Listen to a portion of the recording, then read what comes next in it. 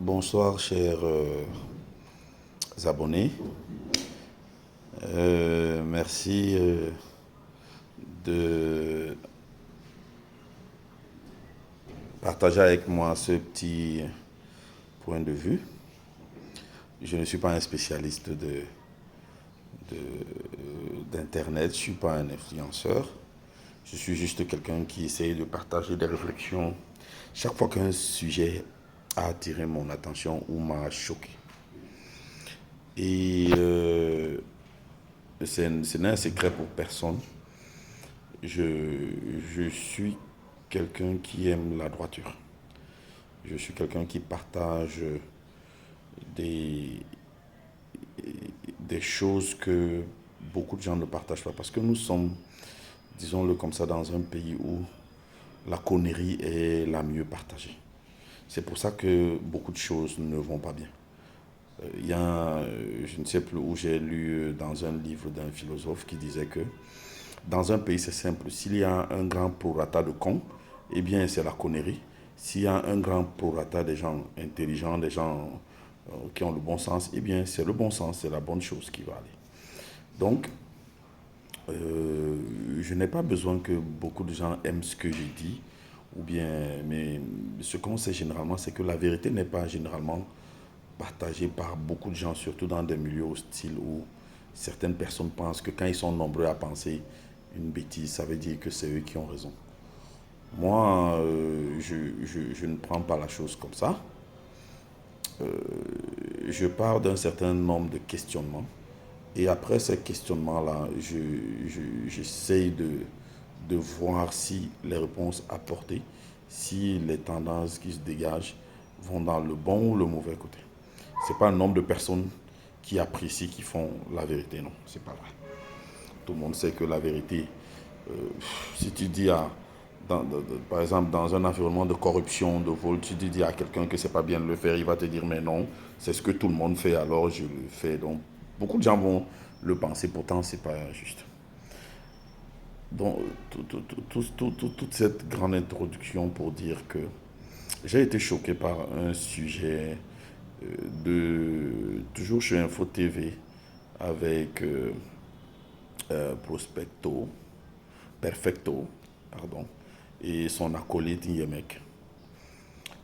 Ils ont parlé, pas très longuement, un peu brièvement, de ce monstre, de cette royauté qu'est devenue l'Oniès, avec son roi, avec son tyran, avec son despote qui le gouverne, à la personne de Joseph-Antoine Bell. Je ne le dis pas pour être insultant, mais quand je vois ces méthodes, c'est à la Staline, c'est le genre de trucs que font les mollahs en Afghanistan ou en Iran, parce que l'ONUS est devenu carrément un royaume, gouverné par un roi qui est sur son trône et qui gouverne son royaume personnel, un peu comme Baudouin avec la Belgique, avec le Congo de l'époque. Voilà un peu le genre de truc. Et c'est inacceptable. Déjà, si on analyse bien la mise sur pied de l'ONIES, je pense qu'à un moment, on a compris que comme Samuel Eto'o avait pris la FECAFOOT et que ses méthodes étaient très avant-gardistes et tendant vers la normale et que nous sommes dans un pays où une chose normale n'est pas bonne du tout, on a amené quelqu'un dont on connaît la façon d'être, la philosophie, les prises de position pour le contrer. Et comme Eto'o n'a pas partagé ses points de vue dans ses ambitions de devenir président de la FECAFOOT, on sait tout de suite, on voit tout de suite ce que ça donne. Mais soyons un peu logique.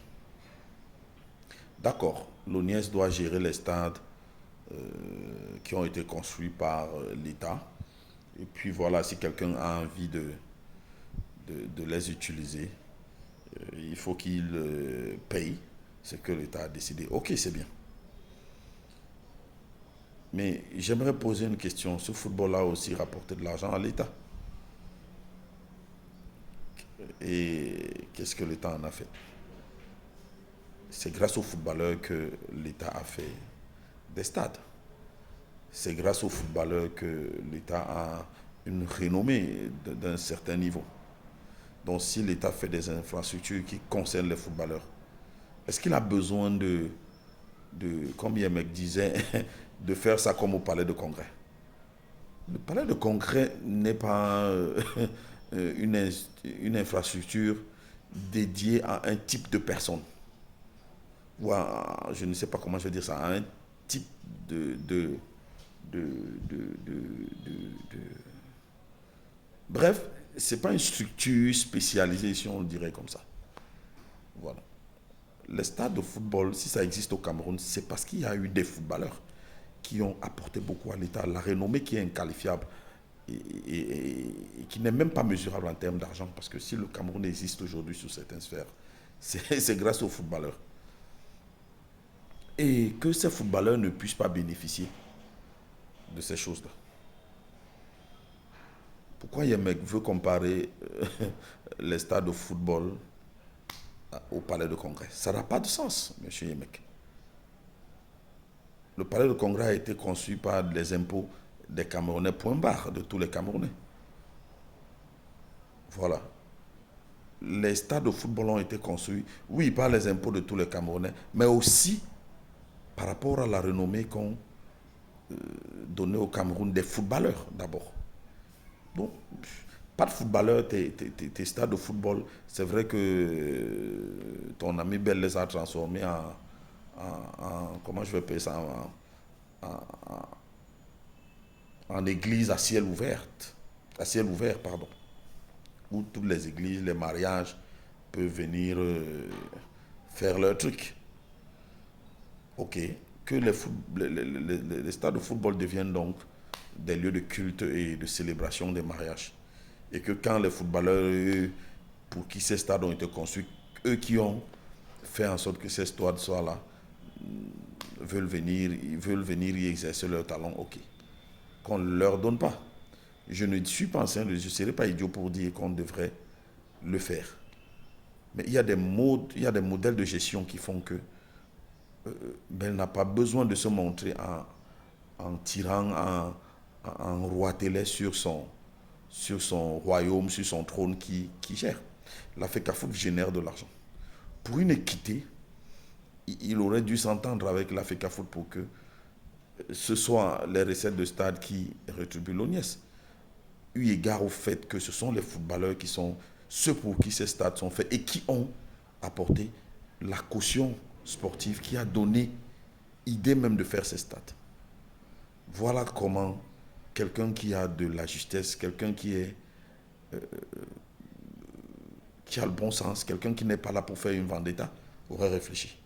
Et je pense que c'est dans ce sens que Ito a voulu amener les choses. C'est-à-dire qu'entre lui et l'ONIES, qu'il y ait une entente et que sur des recettes et peut-être d'autres choses, qu'ils se partagent des royalties ou des recettes ou tout ce que vous voulez qui tombe.